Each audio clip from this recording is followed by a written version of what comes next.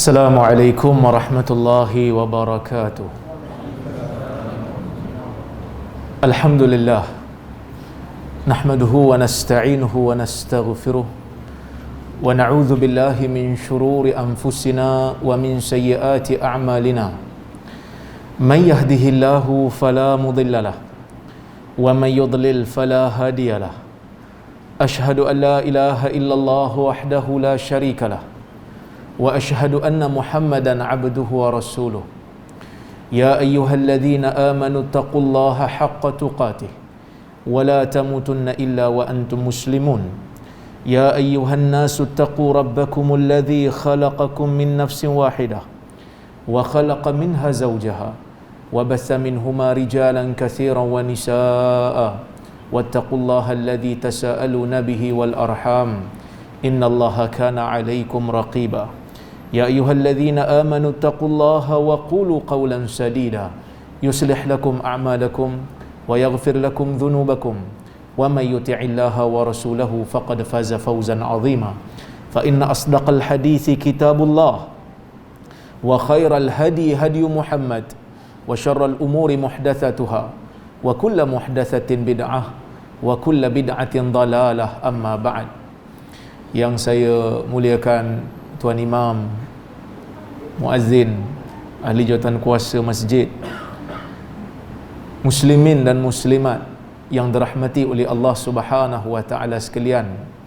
Alhamdulillah, kita bersyukur kepada Allah Subhanahu wa taala kerana pada malam ini kita dapat bersama-sama berkuliah dalam kuliah Maghrib. Saya bila duduk di meja kuliah ini, saya rasa lama betul tak berkuliah di atas meja seperti ini, ya, sejak daripada PKP. Sebelum ni ada sekali forum dengan Datuk Mufti di Masjid Putra, aku tak silap, di Kangar. Ini kira kali kedua lah, tapi ini kira kuliah lah kan. Sebenarnya lepas ni saya ada forum, saya lepas ni terus nak pergi ke OCM di Kangar, One Center. Hari ni saya ada 3 program. Pagi tadi saya ada kuliah, malam ni lepas maghrib, lepas isyak. Saya dah jadi macam Rozaimi yang dulu kan. Dulu saya sehari 3 program, 4 program. Sejak saya pindah Tanjung Malim, saya relax, sehari 1, kadang-kadang tak ada langsung. Tiba-tiba mari Perlis, orang Perlis tahu, dia cari saya kan. Ini pun kalau ikut ada lagi satu masjid jemput, tapi saya kata tunggu kejap lah, bagi saya uruskan urusan dulu. Tapi malam ni sebab dekat dengan homestay yang saya duduk kan, semalam pun Cikgu Asri dah bagi saya makan nasi Arab, pandai dia kan. Lepas tu minta kuliah, saya kena bagi kuliah sikit lah untuk mengisi masa lapang kita di antara maghrib dan isyak. Dan saya pun tak jangka dan tak duga daripada awal yang saya akan tinggal di Perlis. Masya Allah, hari ni ramai. Mungkin sebab kuliah pertama agaknya. Jadi saya harapkan lepas ni ramai jugalah. Jangan bila tengok, asyik-asyik muka mamak ni je, tak mahu kan. Insya Allah, siapa-siapa pun yang datang berkuliah, penuhi kuliah, ambil manfaat ilmu yang ada. Saya dapat berita masjid ni sahabat saya, Ustaz Qarni, selalu berkuliah. Ustaz Qarni merupakan graduan daripada Universiti Ahlul Bait di Jordan. Masa saya buat PhD, dia buat degree. Jadi itu rahmatlah untuk tuan-tuan dan puan-puan dapat ustaz yang berkelayakan, yang berkemampuan. Mudah-mudahan Allah Subhanahu wa taala memberikan manfaat yang banyak kepada ahli karyah mata ayak. Orang sini kata mata ayak. Saya tak berapa nak pandai bahasa utara ni. Saya cubalah sikit-sikit kan. Biasa orang Perak sebut mata ayo kan. Baik. Tuan-tuan dan puan-puan dirahmati oleh Allah Subhanahu wa taala, Al-Imam Muslim meriwayatkan sebuah hadis. Kata Imam Muslim, an Abi Dzarr Al-Ghifari radhiyallahu anhu qala qala an-nabiy sallallahu alaihi wasallam qala Allah azza wa jalla. Sebuah hadis qudsi, panjang hadis ni, insya-Allah kita ambil manfaat. Daripada Abu Dzar radhiyallahu anhu katanya, Nabi sallallahu alaihi wasallam bersabda. Kata Nabi, Qala Allah Azza wa Jal, Allah Azza wa Jalla berfirman. Yang ni bukan Quran, yang ni hadis, yang dipanggil dalam istilah syarak sebagai hadis qudsi. Pandai ada orang boleh kan. Hadis qudsi. Kata Allah, mungkin sebahagian daripada kita pernah dengar hadis ni. Allah Subhanahu wa taala berfirman, "Ya ibadi, inni haramtu zulma ala nafsi wa ja'altuhu bainakum muharrama fala tadhalamu." Wahai sekalian hamba-Ku. Para ulama menyebutkan, apabila Allah Azza wa Jal memanggil hamba-Nya dengan istilah ya ibadi, wahai hamba-Ku, itu maksudnya satu tashrif, satu penghormatan bagi sesiapa yang bertuhankan Allah Azza wa Jal. Kita ni rahmat besar Allah Ta'ala bagi. Tak perlu untuk struggle, tak perlu untuk bersusah payah nak menyembah Allah Azza wa Jal. Kerana ada sebahagian orang demi nak beriman kepada Allah, demi nak bersujud kepada Allah, terpaksa dibuang oleh keluarga. Kan? Bahkan kalau kita tengok sejarah muhajirin, tinggal tempat, tinggal negeri. Kan? Saya dulu selama ni kuliah, cerita pasal muhajirin dan ansar ni mungkin hanya sekadar teori. Allah Ta'ala takdirkan saya mari negeri Perlis. Hidup nomad lah sekarang ni. Kesana ke sini, barang tak ada lagi, apa pun tak ada lagi kan. Baru kita rasa perit menjadi muhajirin sebenarnya. Tapi adalah kawan-kawan Perlis yang sudi menjadi ansar. Untuk saya lah, bukanlah ansar dalam istilah tak, membantu. Istilah maksudnya ansar dari sudut bahasa, membantu. Baru saya rasa begitu sukar. Begitu sukar untuk menjadi penghijrah semata-mata untuk menyelamatkan akidah. Maka sebab itu Allah Azza wa Jal memuji golongan muhajirin yang bersedia apa saja. Bila Nabi kata pindah, pindah. Sanggup pindah hanya semata-mata kerana percaya kepada seorang lelaki yang mendakwa dirinya Nabi. Hari ni kalau AJK masjid, pengurusi masjid ajak tuan-tuan pindah, nak pindah? Jom kita pindah. Nanti dulu Pak Imam, pergi pindah seorang-seorang dulu, kami fikir dulu, istikharah. Kan? Muhajirin tak, sebab Nabi suruh lah. Kan? Baik. Allah Azza wa Jalla dia kata, ya ibadi, wahai hamba-hambaku, inni haramtu zulma ala nafsi, sesungguhnya aku telah mengharamkan kezaliman pada diriku. Bila Allah Ta'ala kata aku haramkan kezaliman pada diriku, zalim ni apa? Bila orang kata dia tu zalim, maha zalim, maha Fir'aun dulu kan? Dulu lah. Zalim ni apa? Para ulama berbeza pendapat tentang meletakkan definisi zalim. Sebahagian ulama mengatakan zalim ni wad'u syai' fi ghairi mahallih, meletakkan sesuatu bukan di tempat. Tu zalim lah tu. Ini biasa kita dengar. Adil apa dia? Adil meletakkan sesuatu sesuai dengan tempat. Itu adil. Kalau zalim, pergi letak tempat, pergi letak sesuatu bukan di tempat. Kan? Selipar letak dekat kaki, jangan letak atas kepala. Itulah lebih kurang kita nak faham tu. Kan? Baik. Itu satu takrifan. Satu lagi takrifan oleh ahli ilmu, mereka mengatakan zalim ni apa dia? Zalim ni at-tasarruf fi mulkil ghair,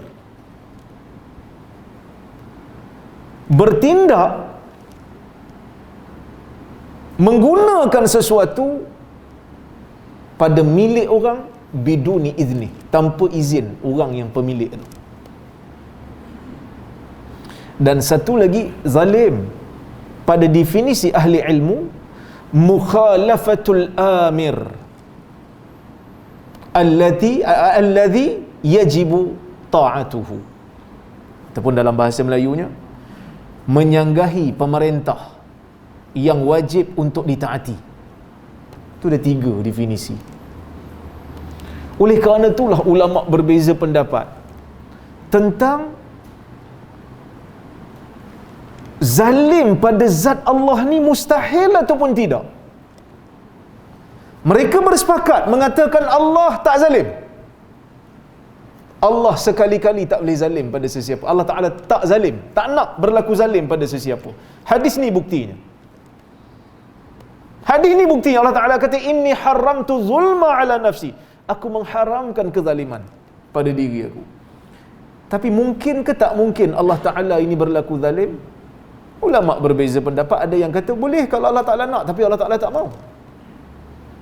Tapi ada yang kata tak, mustahil. Sebab apa mereka berbeza pendapat? Sebab definisi ni. Definisi mana yang kita pegang? Sebab kalau kita pegang definisi yang kedua dan ketiga, memang Allah Ta'ala tak mungkin berlaku zalim lah. Sebab yang definisi kedua apa dia? Bertindak pada sesuatu tanpa izin, milik orang lain. Allah Ta'ala apa yang ada dalam dunia ni semua milik dia. Semua milik dia. Maka tak mungkinlah kalau kita pegang definisi ini, maka tak mungkin bagi Allah, mustahil bagi Allah untuk berlaku zalim. Kalau definisi yang ketiga pun sama juga. Kita kata menyanggahi ataupun lawan pemerintah yang wajib ditaati. Allah Ta'ala itu pemerintah, segala pemerintah. Mana ada yang Allah Ta'ala wajib taat selain daripada diri dia, selain daripada zat dia? Maka mustahil. Kan? Mustahil. Tapi kalau kita pegang definisi yang pertama tu, berkemungkinan, tapi Allah Ta'ala telah menafikan. Ini dari sudut orang kata apa? Perbahasan ajalah. Tapi mereka sepakat mengatakan Allah Azza wa Jal sekali-kali tidak berlaku zalim kepada hamba-Nya. Wa ja'altuhu bainakum muharrama fala tadhallamu.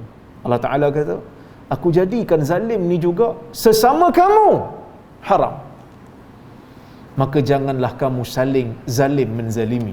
Fala tadhalamu, jangan kamu zalim menzalimi.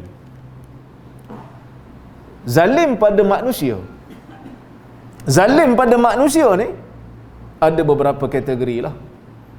Yang pertama, ataupun kita kata ada 2 lah kategori. Yang pertama, zalim manusia pada diri dia sendiri. Zalim manusia pada diri dia sendiri ada beberapa kategori juga. Antaranya apabila dia terlibat dengan syirik. Inna syirka la zulmun azim. Sesungguhnya syirik itu kezaliman yang sangat besar. Kan? Zalim yang sangat besar itu syirik. Jadi siapa yang terlibat dengan syirik, dia menzalimi diri dia. Kemudian zalim apabila dia terlibat dengan maksiat. Yang ketiga, zalim apabila dia terlibat dengan bid'ah. Ini 3 benda. Kebiasaannya manusia zalimi diri dia. Yang kedua, zalim pada orang lain. Zalim pada hartanya, zalim pada dirinya, zalim pada maruahnya. Yang ni dipanggil huququl ibad. Hak-hak hamba yang tidak boleh untuk diselesaikan, melainkan kita mesti minta halal pada orang tu.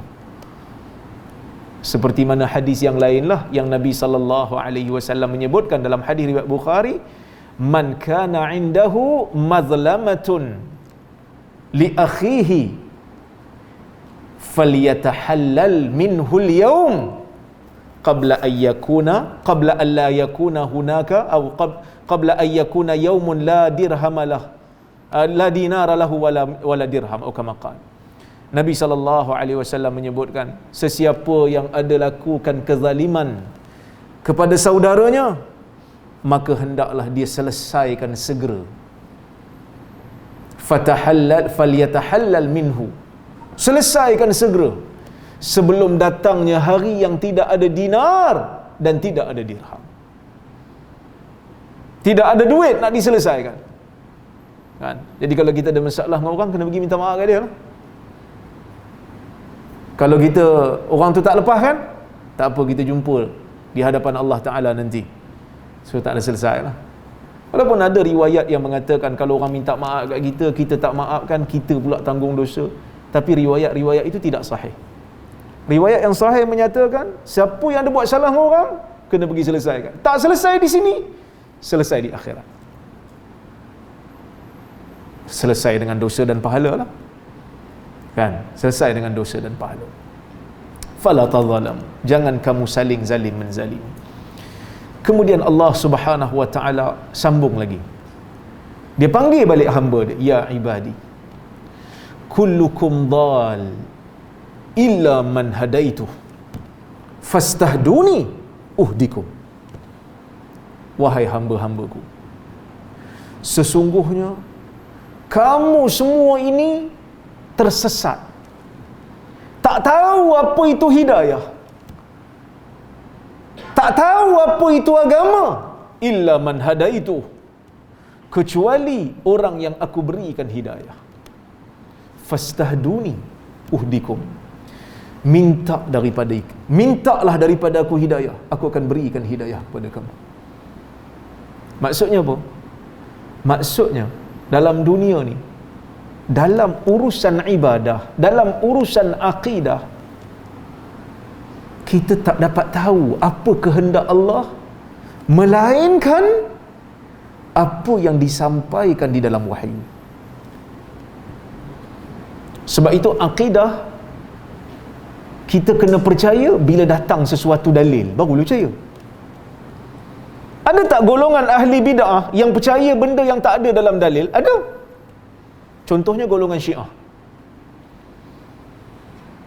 Syiah dia percaya Ali bin Abi Talib patut jadi khalifah lepas Abu Bakar. Lepas Nabi, sebelum Abu Bakar.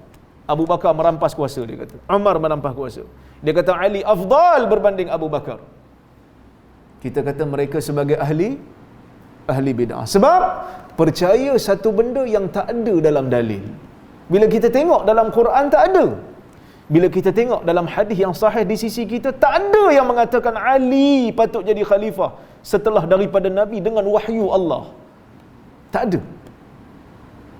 Yang ada pada kita, sahabat telah sepakat melantik Abu Bakar. Dan Ali sendiri bai'ah Abu Bakar. Itu yang ada di sisi kita.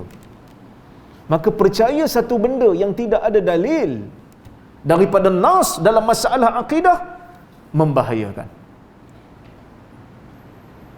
Mau mari datang dalil daripada Quran, mau mari datang dalil daripada sunnah, baru kita percaya. Sama juga dalam ibadah yang ghairu ma'qulatil ma'na, ibadah yang akal tak boleh fikir. Kita kena berpegang dengan dalil. Di mana dalil berhenti, di situlah kita buat. Mana dalil tak berhenti, mana dalil tak tunjuk, kita tak buat. Kalau kita buat juga, maka ia termasuklah dalam perkara bid'ah. Dalam urusan dunia, Islam meletakkan garis panduan. Dalam bab pemakaian, dalam bab nak pakai kereta ke nak pakai motor ke, Islam letakkan garis panduan. Bukan semestinya stick seperti apa yang ditunjukkan oleh Nabi SAW, sebab dunia ini berkembang dalam masalah dunia. Sebab itu kita ada aircon, kita ada lampu, kita ada kamera, kita kuliah online. Bahkan kita buat di UPSI sekarang ni, saya dulu saya masih lagi pensyarah di Universiti Pendidikan, dipinjamkan saja ke sini. Kita buat sama-sama tim lah, kita buat aplikasi semak hadis. Kita kumpulkan hadis-hadis palsu dan dhaif dalam satu apps, boleh download dekat handphone. Ini hasil sumbangan orang ramai. Orang bagi kita belanja, kita kumpulkan, kita buat projek terjemahan hadis, terjemahan siapa yang kata palsu, siapa yang kata dhaif. Ada pula orang pergi tanya, Ustaz, Rora, benda ni tak bid'ah ke?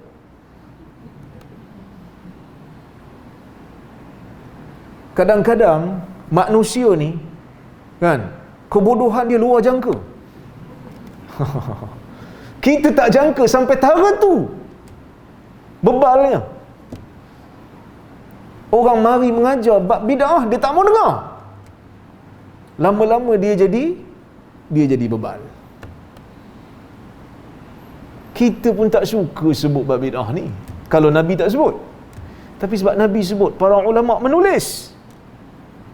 Abu Syamah menulis, Asy-Syatibi menulis, ramai para ulama menulis. Ada satu kitab yang disandarkan kepada Imam Suyuti juga menceritakan bab bid'ah.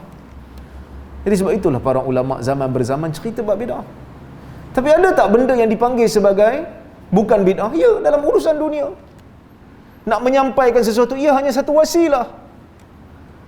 Bukan matlamat. Dia bukan satu ibadah yang tak dapat difikirkan oleh akal. Kalau ibadah khusus yang tak dapat difikirkan oleh akal, akal tak tahu macam mana nak, kenapa benda ni jadi macam ni? Dan kita kena berpegang dengan dalil. Tak boleh lawan. Subuh 2 rakaat, 2 rakaat.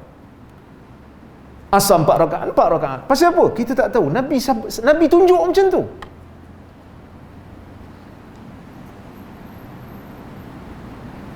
Maka Allah Subhanahu wa taala menjelaskan di dalam hadis ni, setiap daripada kita tak boleh nak reka ibadat sendiri. Kerana setiap daripada kita dituntut untuk minta hidayah daripada Allah. Maka Allah Azza wa Jal menurunkan nabinya. Allah Subhanahu wa taala menghantar setiap zaman para anbiya, para rasul untuk mengajar kepada manusia apakah itu agama.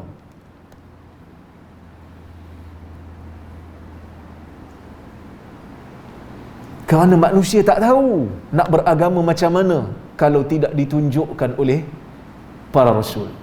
Maka sebab itu syahadah kita ada 2. La ilaha illallah Muhammadur Rasulullah. Biasanya manusia ada dalam jiwanya ada fitrah yang Allah Ta'ala bekalkan, iaitu rasa Tuhan tu wujud. Sebab itu dalam hadis Huzaifah, Nabi SAW menyebutkan amanah dengan perkataan amanah. Apa itu amanah dalam hadis Huzaifah tu? Para ulama mengatakan iaitulah fitrah. Allah Ta'ala bekalkan. Sebab itu Nabi sebut dalam hadis, ma min mauludin illa yuladu alal fitrah. Tak ada siapa pun yang lahir dalam dunia ni melainkan dia lahir di atas fitrah.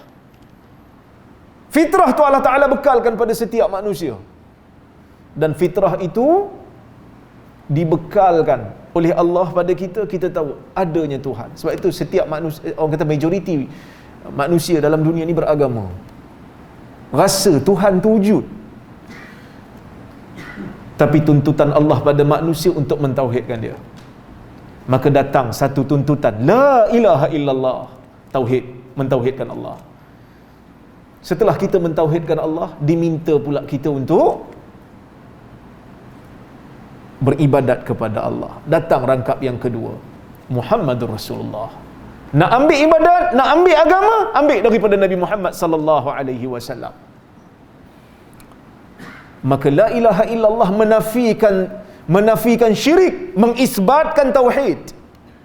Muhammadur Rasulullah menafikan bid'ah, mengisbatkan sunnah.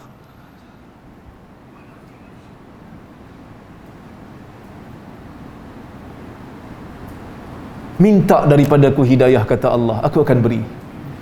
Kerana hidayah ni manusia perlu berusaha.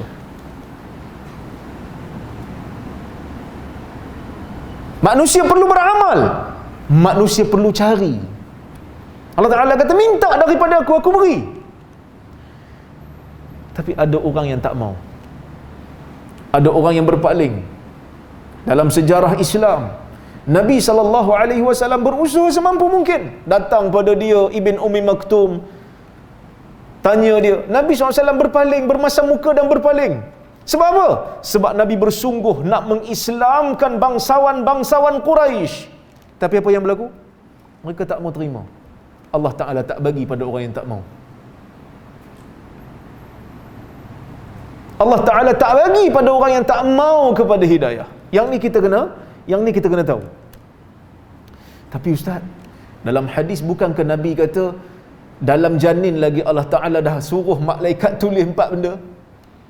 thumma yursalu ilaihil malak fayanfukhu fihi ruh wa yu'maru bi arba'i kalimat. Bila sampai cukup umur janin dalam perut ibu dia, dalam rahim ibu dia, Allah Ta'ala hantar malaikat dan disuruh untuk tulis 4 benda. Bikatbi rizqihi wa ajalihi wa amalihi wa syaqi aw sa'id. Disuruh tulis ajalnya bila, disuruh tulis amalannya macam mana, disuruh tulis rezekinya banyak mana, dia ni bahagia ke dia sengsara, ahli syurga ke ahli neraka. Maksudnya sebelum kita lahir Tuhan dah tahu dah. Kita kata betul. Tetapi pengetahuan Tuhan terhadap sesuatu yang bakal berlaku tak bermakna Tuhan tak berikan kita pilihan. Dalam beramal ini, dalam bertindak, dalam dunia ini Allah Ta'ala berikan kita pilihan. Allah Subhanahu wa Ta'ala mengatakan fa'alhamaha fujuraha wa taqwaha. Allah Ta'ala tunjuk jalan, yang ni jalan yang bagus, ni jalan yang buruk. Kamu pilih. Dan tuan-tuan masa datang kat sini tadi, ada siapa-siapa paksa? Tak ada siapa paksa kan? Ada ustaz, orang rumah, dia minat kat ustaz. Saya tak minat sangat pun. Itu tak boleh kata apa lah. Tapi kebanyakannya insya-Allah datang dengan rela hati lah. Mudah-mudahan ada pahala lah. Kerana datang dengar kalam Nabi Muhammad sallallahu alaihi wasallam dengan pilihan kita. Tak ada siapa paksa. Kan? Memang betul Allah Ta'ala Maha tahu. Tapi Allah Ta'ala beri pilihan.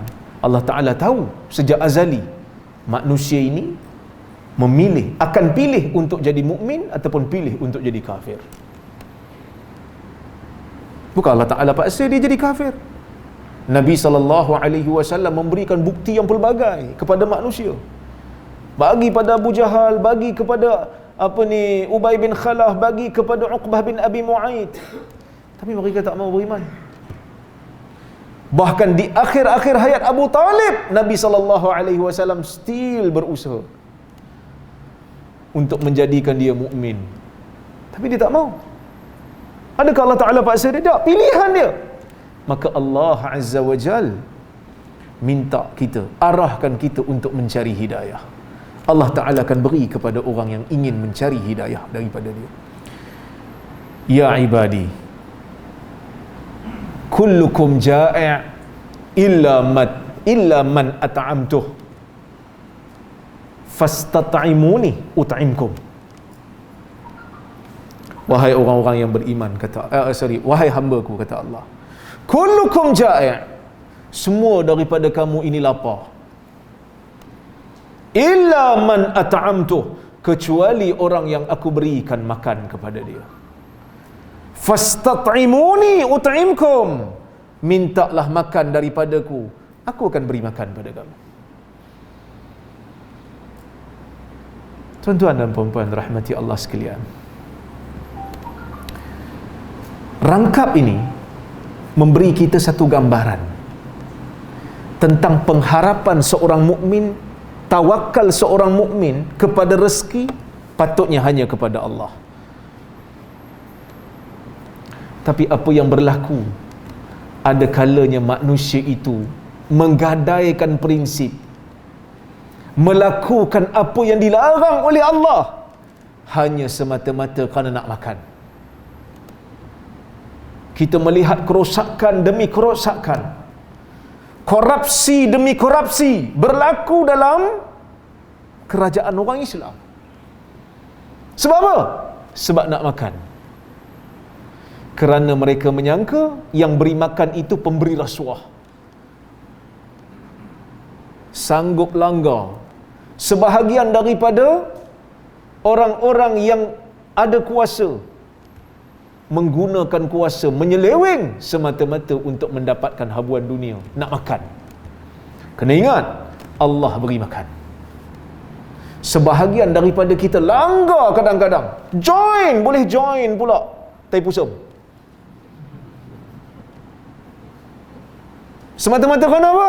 Mungkin kerana nakkan sokongan daripada orang-orang yang terlibat dalam tai pusat tu. Langgar apa yang Allah Ta'ala larang. Tuan-tuan, dalam bab beri ucapan pun ulama beza pendapat dah.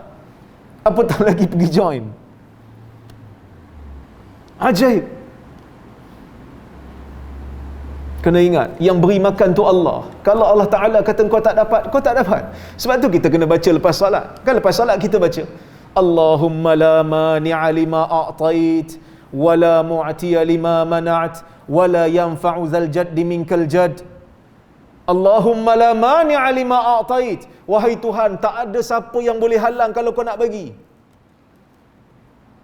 Wa la mu'tiya lima mana'at. Tidak ada pemberi kalau kau halang, wahai Tuhan. Kita kena baca ni setiap kali salat fardu ni. Lepas salat bagi salam, baca yang ni.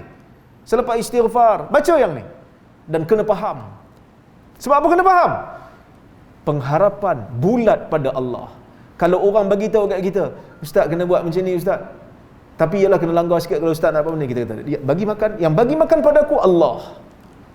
Bukan kau. Kan kadang-kadang orang bercakap, saya jenis outspoken sikit, tulis pun sama juga. Kan?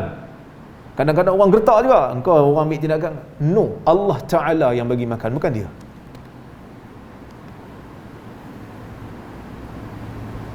Digertak sebahagian daripada sahabat-sahabat kita untuk dibuang kerja hanya semata-mata bercakap benda yang betul, hanya semata-mata menegur tokoh-tokoh ilmuwan yang lebih glamour daripada dia dalam kesalahan yang jelas salah. Kita bagi tahu kat dia, kullukum ja'i. Allah Ta'ala pesan, semua di kalangan kamu itu lapar kecuali orang yang aku beri makan. Engkau yang nak guna kuasa ni, satu hari Allah Ta'ala tarik kuasa yang ada pada engkau, engkau juga akan berlapar. Jangan nak sombong sangatlah. Itu maksudnya. Wahai manusia, apa yang ada pada kamu ni, yang kita duk ingat makanan ni milik kita, kalau Allah Ta'ala tak izin, dia tak jadi. Saya pernah cerita kat tuan-tuan kan, saya pergi Sabah dulu. Saya ingat 4 tahun sudah, kalau tak silap. Saya pergi Sabah. Pergi Sabah kan seafood banyak kan. Kebetulan sahabat saya, dia tahu saya dekat Sabah, dia pun ada. Dia kata, ustaz mari saya belanja makan. Pergilah makan. Udang musuh lengan tu. Makan. Punya makan betul dengan lobster. Dia belanja sungguh. Saya tak tahulah berapa ribu dia habis malam tu. Dia belanja kami ramai ni. Saya makan sungguh. Balik-balik tu, ingat nak tidur kan. Tak jadi tidur tuan-tuan. Muntah. Muntah. Keluar balik. Bila muntah tu tengok lobster.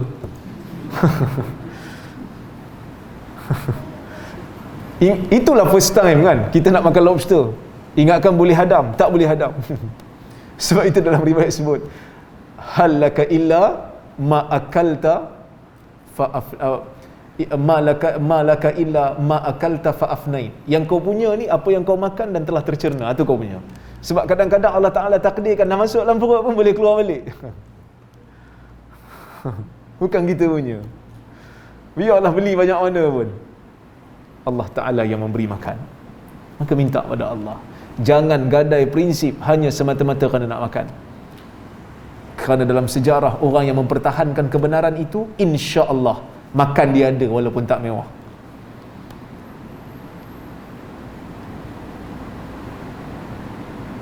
Ya ibadi, Allah Ta'ala kata, kullukum 'ar illa man kasautu fastaksuni aksukum. Wahai hamba-hambaku, setiap daripada kamu ni tak ada pakaian, lahir semua dalam keadaan bogel belaka. Ke tuan-tuan lahir pakai suit, keluar dah siap pakai suit dengan tie? Tak ada. Semua lahir tak ada pakaian. Illa man kasautu, kecuali orang yang aku berikan pakaian. Minta daripada aku pakaian, aku akan beri. Kenapa Allah Ta'ala sebut benda-benda ni? Allah Ta'ala nak bagi tahu kat kita, kamu ni tak ada apa. Wahai hamba-Ku, kamu ni tak ada apa pun. Kalau aku tak beri, kamu tak dapat apa pun. Kamu lahir dalam dunia, apa modal pun kamu tak bayar. Kamu lahir dalam dunia, rahim mak kamu pun kamu tak pernah tanya, mak berapa sewa? Kita duduk homestay 1 malam, kena bayar tak? Kena bayar. Tapi pernah tanya pada mak, rahim berapa satu malam? 9 bulan duduk ni. Tak pernah tanya, mak pun tak pernah terfikir nak minta. Mungkin saya terbagi idea pula pada mak-mak. Lepas ni mak telefon anak, bila nak bayar sewa rahim?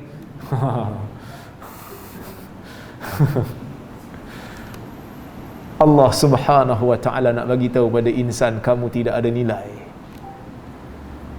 Kemudian Allah Ta'ala sebut, ya ibadi, innakum tukhti'una bil-laili wan-nahar wa ana aghfiru dhunuba jami'a fastaghfiruni aghfir lakum. Allah Ta'ala kata, wahai manusia, kamu melakukan dosa pada waktu siang dan pada waktu malam.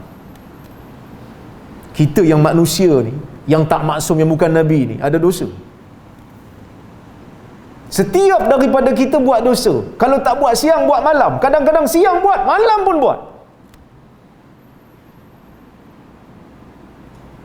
Fa inni aghfiru dzunuba jami'a, dan aku mengampunkan dosa kesemuanya. Dosa dengan Allah, Allah Ta'ala boleh ampun. Fastaghfiruni aghfir lakum. Minta ampun pada aku akan beri ampun pada kamu. Untuk apa ni Allah Ta'ala sebut ni? Mula-mula Allah Ta'ala bagi tahu, kamu ni tak ada apa. Kamu tak tahu apa itu agama. Tuhan hantar Nabi untuk ajar kat kita agama. Kamu tak dapat makan, aku beri makan kepada kamu, kamu dapat makan. Pakaian pun kamu tak ada, aku berikan pakaian pada kamu, kamu boleh memakai sesuatu. Kamu tak ada apa wahai manusia. Tapi jangan sekali-kali kamu rasa aku akan mengabaikan doa yang kamu minta ampun pada aku. Allah Azza wa Jal dalam hadis ni nak tunjuk sifat rahmat daripada hamba. Hamba tak boleh buat apa pun kalau Tuhan tak bagi. Apa saja yang kita ada semua milik Allah. Tapi Allah Ta'ala kata, kamu tak ada apa-apa. Dahlah nikmat semua aku bagi. Buat dosa pula dengan aku. Tapi jangan jadikan ia penghalang untuk kamu minta ampun pada aku, kata Allah. Fastaghfiruni aghfir lakum. Mintalah ampun daripada aku akan beri ampun pada kamu. Tuan-tuan, subhanallah, hadis ini hadis yang besar. Hadis ini hadis yang hebat. Allah Azza wa Jal setelah bagi tahu kita tak ada nilai, apa semua Allah Ta'ala bagi, tapi dia kata jangan sekali-kali kamu malu. Minta ampun, aku akan beri ampun.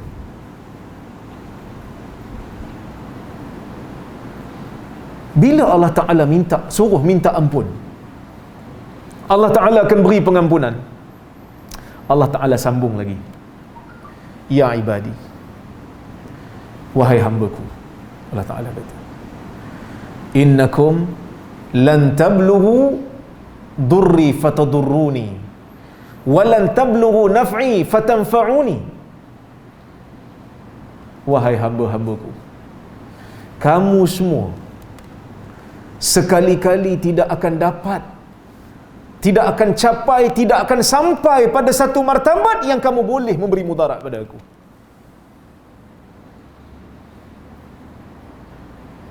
Dan kamu sekali-kali tidak akan sampai pada satu martabat untuk beri manfaat pada aku.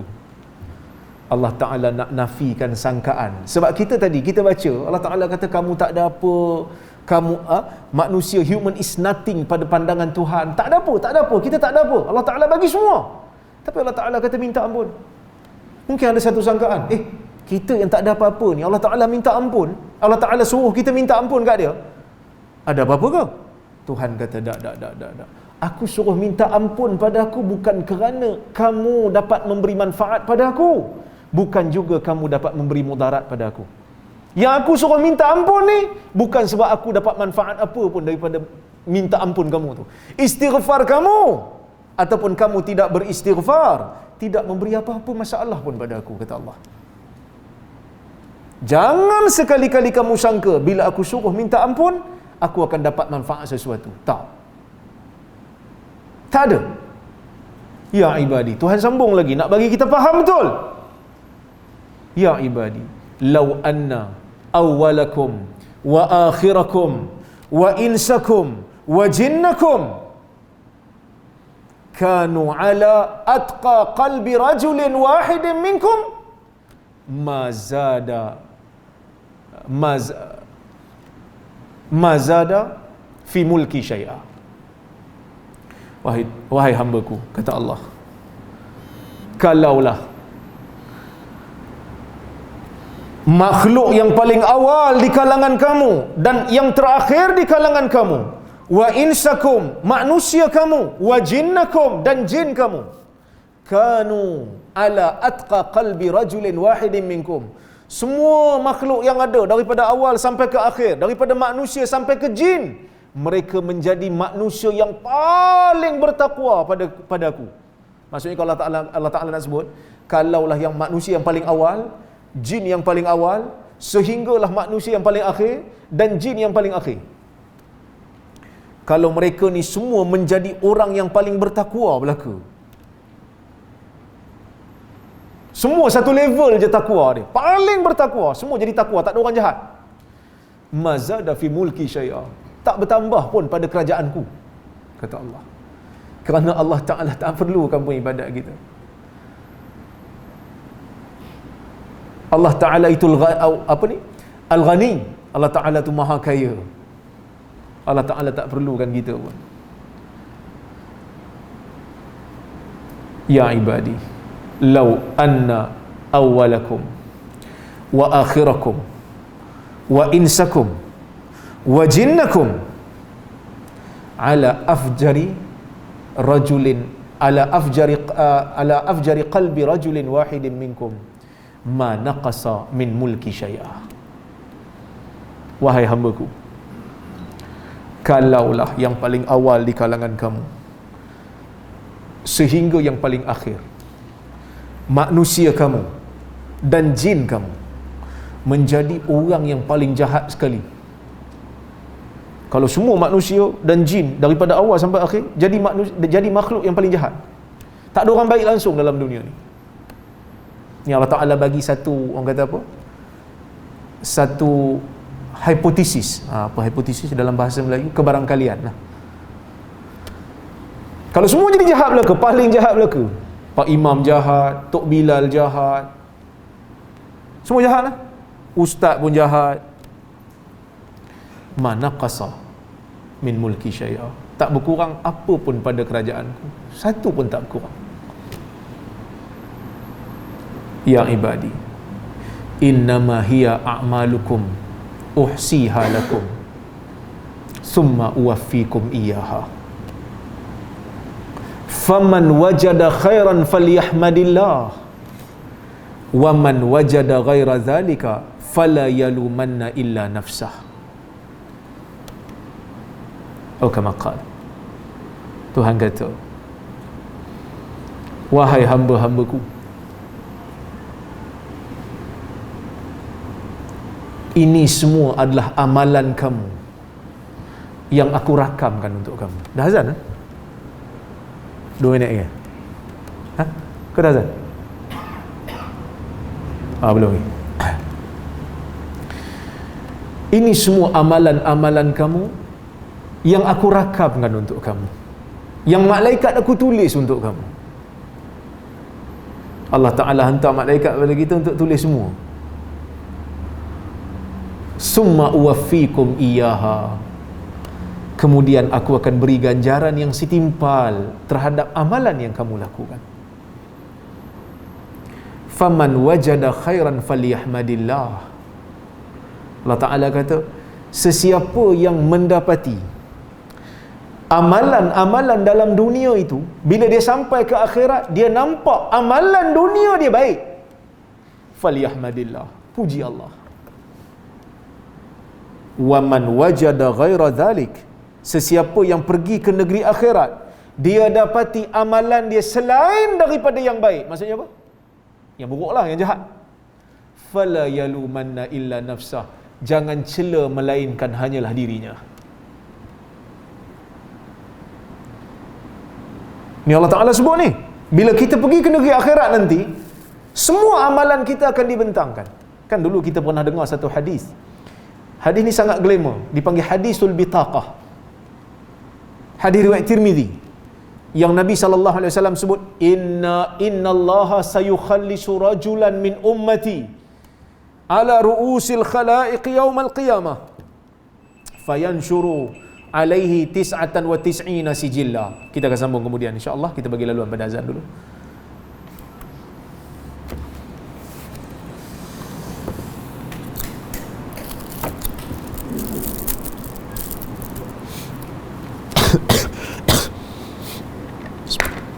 Bismillah. Allahu Akbar, Allahu Akbar. Allahu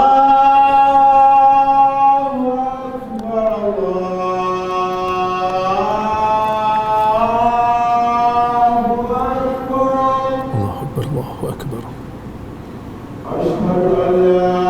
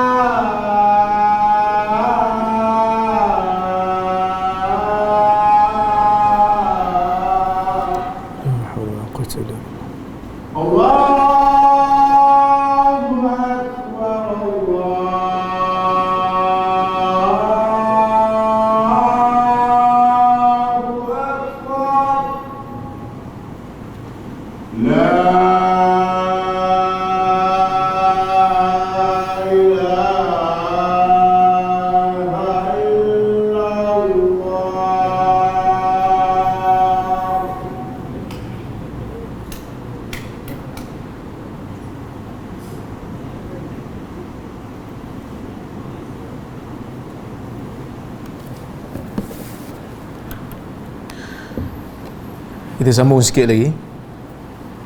Saya baru teringat, saya tertinggal satu rangkap. Hadis tu panjang kan. Jadi Allah Ta'ala sebut, bila Allah Ta'ala kata, siapa yang, kalau semua menjadi jahat, paling jahat, tak berkurang pun pada kerajaanku.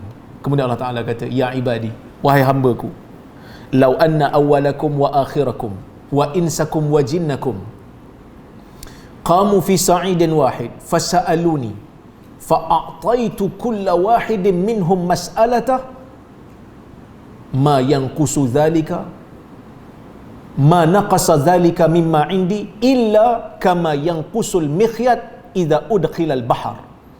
Allah Ta'ala kata, kalau semua makhluk duk minta, manusia, jin, semua pakat minta pada Allah, berada di satu tempat semua minta serentak. Sekarang langgar SOP pula kan. Okey. Semua minta serentak. Allah Ta'ala, kemudian Allah Ta'ala kata, lalu aku bagi semua apa yang mereka minta. Dia orang minta pada Allah satu tempat serentak, Allah Ta'ala boleh bagi semua serentak. Ma naqasa dhalika mimma indi. Tuhan kata, tak berkurang pun apa yang ada di sisiku, melainkan seperti mana kurangnya air laut bila dimasukkan jarum dan dikeluarkan semula.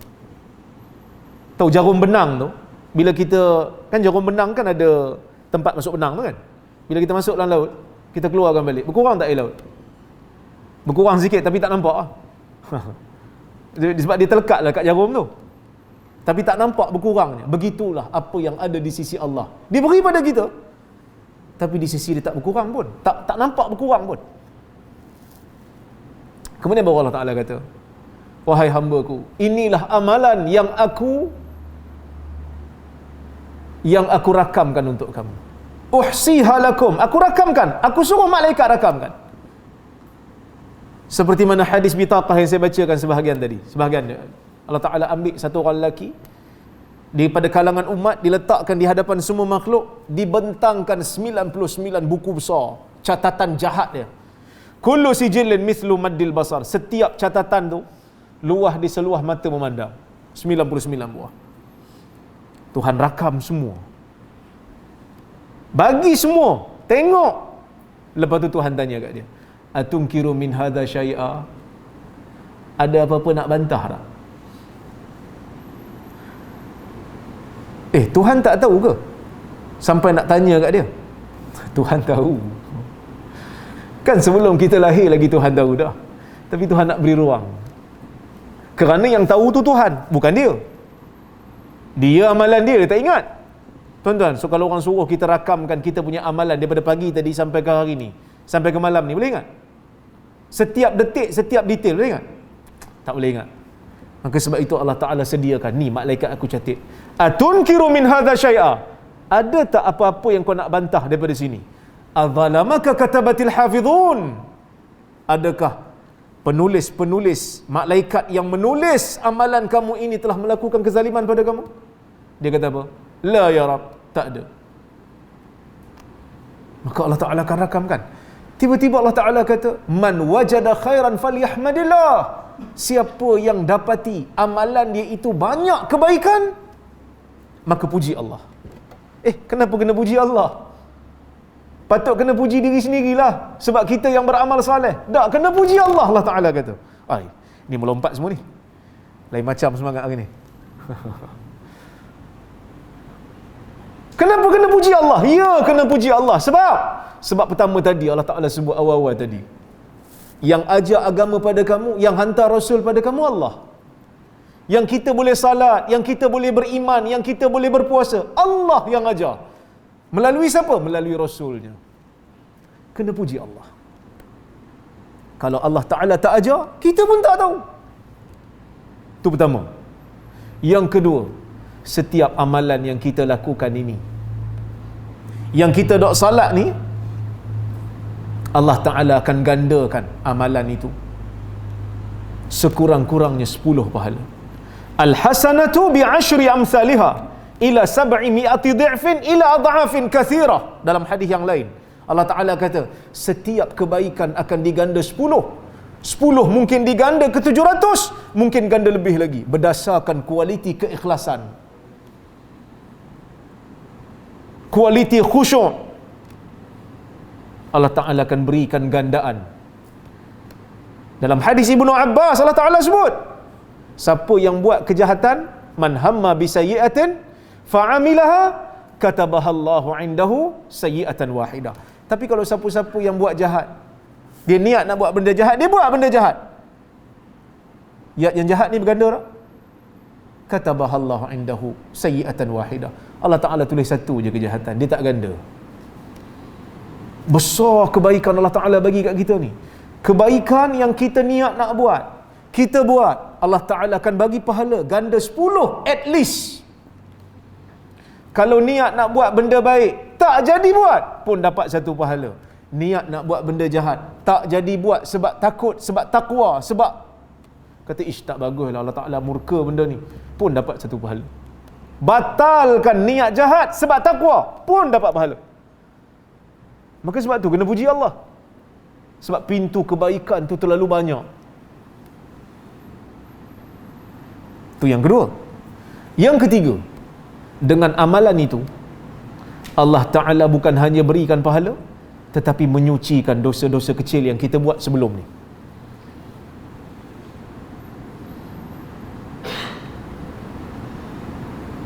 Nabi SAW mengatakan, ara'aitum, dalam hadis Bukhari, ara'aitum law kana ala babi ahadikum nahrun jarrun ghamrun yaghtasilu minhu 5 marrat fahal yabqa min daranihi syai'. Apa pandangan kamu, kata Nabi, kalau di depan pintu rumah kamu, rumah salah seorang daripada kamu ni, ada sungai yang derah mengalir, dia mandi kat sungai tu 5 kali sehari, kekal tak kotor di badannya? Sahabat kata, la ya Rasulullah, tak akan kekal lah, sebab 5 kali mandi. Kita berapa kali mandi?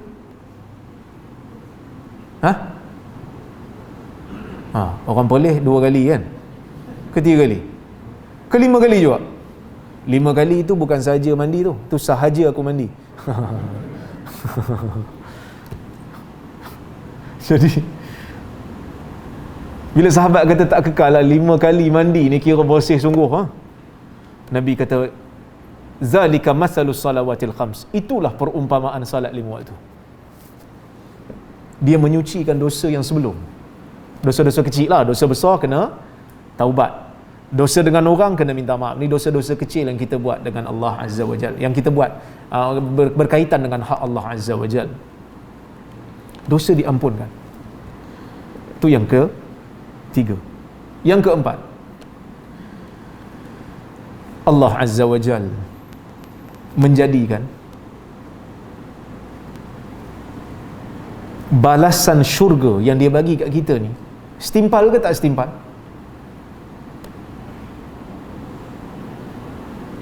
Nak jawab pun takut kan?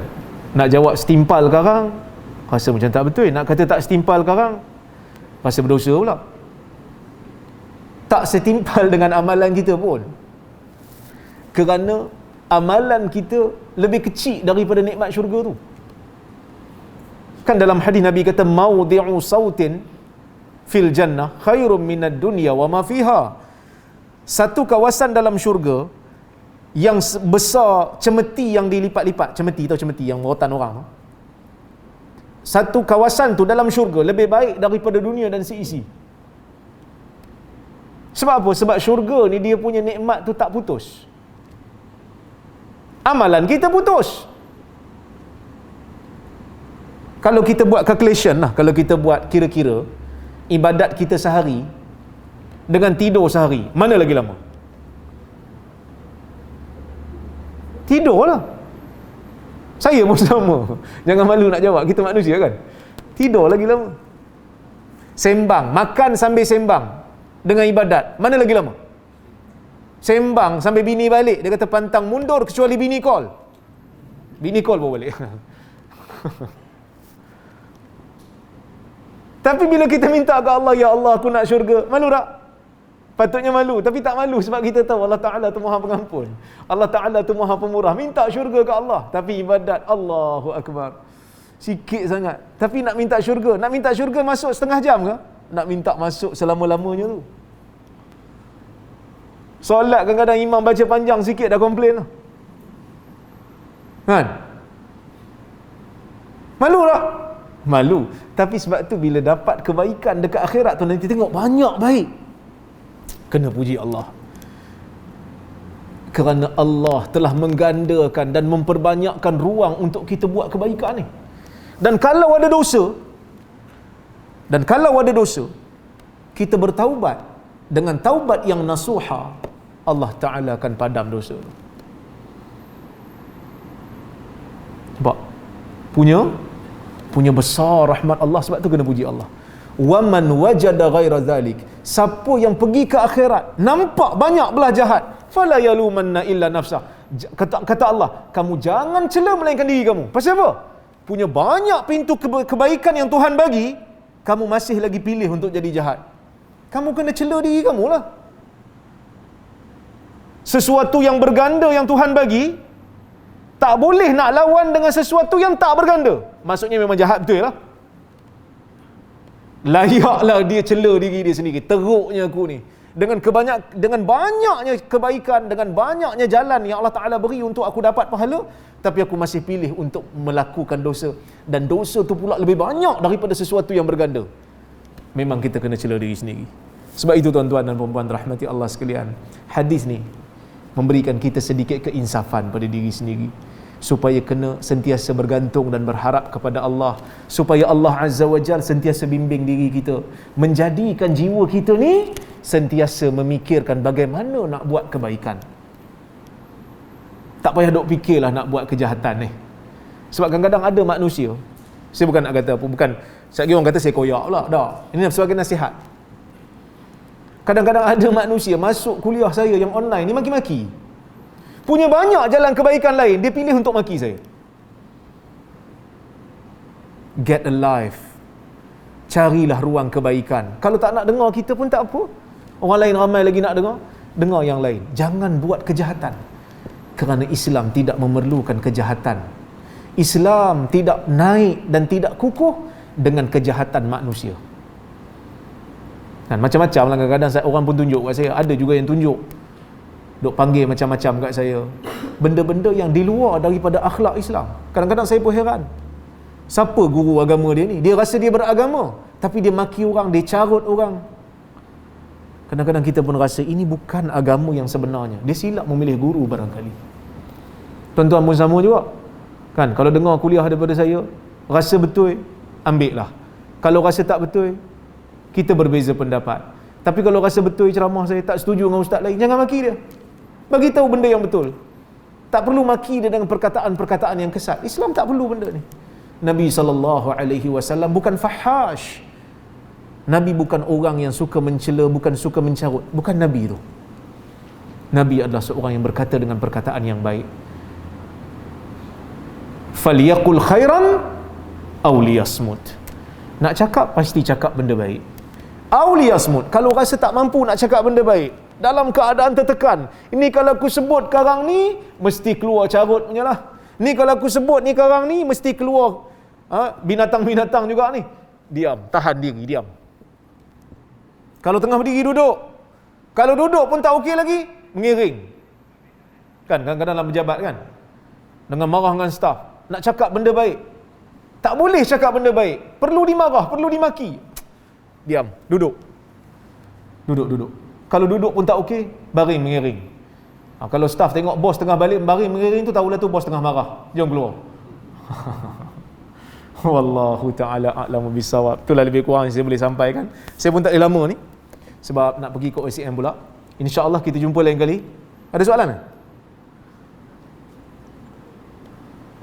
Tak ada soalan? Alhamdulillah tak ada soalan.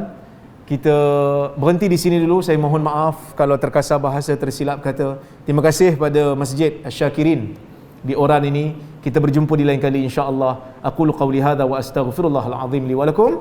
Wassalamualaikum warahmatullahi wabarakatuh.